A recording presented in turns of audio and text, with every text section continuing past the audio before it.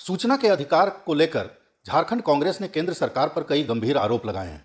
मूल रूप से यह कहना है कांग्रेस का कि सूचना के अधिकार को कमजोर करने का काम केंद्र सरकार ने किया है, लेकिन अपने ही बयान में कई खंडित बातें भी कांग्रेस के बड़े नेता कर रहे हैं। हमारे साथ बीजेपी के प्रदेश प्रवक्ता हैं, इनसे बात करते हैं। सूचना के अधिकार को लेकर जिस तरह का आरोप लगाया गया कि केंद्र की सरकार ने सूचना के अधिकार को कमजोर किया है, जो कि कांग्रेस ने दिया था, और उसके बाद कई ऐसी बातें हैं जो खंडित बातें हैं, क्या कहेंगे? देखिए, कांग्रेस के साथ में इशू क्या है। कांग्रेस ने मान लीजिए कोई भी कानून बनाया है, कोई भी लॉ को बनाया है, लेकिन कानून बनाना, लॉ बनाना एक और बात होती है, उसको इंप्लीमेंट करना एक और बात होती है। उदाहरण के लिए कांग्रेस की सरकार थी, नरसिम्हा राव राजीव गांधी की सरकार थी, जिस समय 73rd और 74th अमेंडमेंट आया, जिसके तहत पंचायती राज और म्यूनिसिपल काउंसिल का कॉन्सेप्ट हमारे देश में आया।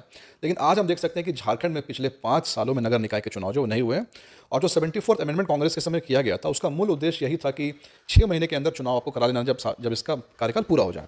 तो कहने का ये मतलब है कि जनता कांग्रेस को किस बेसिस पे आकलन करेगी? इस बेसिस पे कि उन्होंने पंचायती राज और म्यूनिसिपल काउंसिल का लॉ बनाया, या इस बेसिस पे कि 5 साल में उन्होंने इलेक्शन को ही नहीं कराया? यानी कुल मिलाकर के केवल कानून बनाना नहीं होता, उसको इंप्लीमेंट करना भी होता है। वही आते हैं हम सूचना के अधिकार पर आते हैं। राइट टू इन्फॉर्मेशन एक्ट बिल्कुल सही है, कांग्रेस के समय में ये लॉ आया था। पर 2 चीज़ें। सबसे पहला है कि यूनाइटेड नेशन के तहत सारे के सारे जो देश है उन पर दबाव था कि आपको ऐसा लॉ पास करना है, और चूंकि भारत भी उसमें एक सिग्नेटरी था, भारत ने भी इस लॉ को पास किया।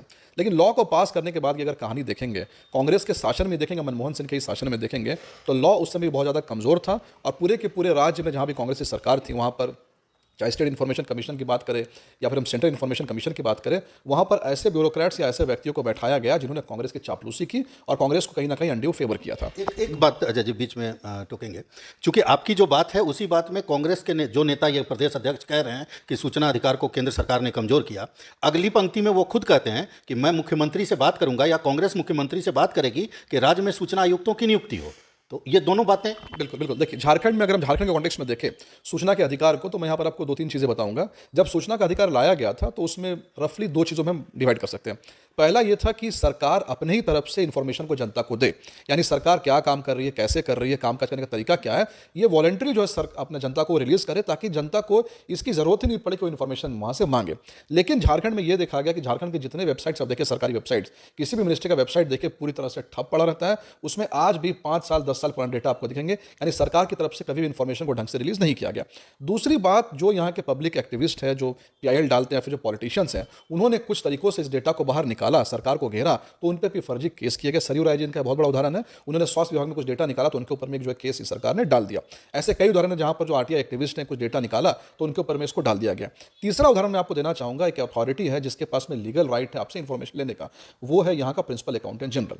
लेकिन पीएजी की रिपोर्ट ये कहती है कि डीएमएफटी फंड में हम इनसे डेटा मांग मांग के परेशान हो गए हैं, पर ये डिस्ट्रिक्ट का डेटा ये नहीं देते। पैसा कहाँ से आया, कहाँ खर्च हुआ, कोई इसका हिसाब किताब नहीं है। यानी सरकार ने कभी भी अपने से इन्फॉर्मेशन को रिलीज नहीं किया, और जिन लोगों ने इन्फॉर्मेशन मांगा उनको तरह तरह से रोका गया और हथकंडे अपनाए गए। अब हम तीसरी बात करते हैं इंस्टीट्यूशंस की। यानी सीधी सी बात है, आरटीआई एक्ट ये कहता है कि हर डिपार्टमेंट में या जिले लेवल पे एक पब्लिक इन्फॉर्मेशन ऑफिसर होना चाहिए, और उसके ऊपर में स्टेट इन्फॉर्मेशन कमीशन होना चाहिए। लेकिन इस सरकार में पिछले 5 साल से कई जो सूचना आयोग है उसको पूरी तरह से ठप किया गया, और हमेशा तरह तरह के बहाने बनाए गए।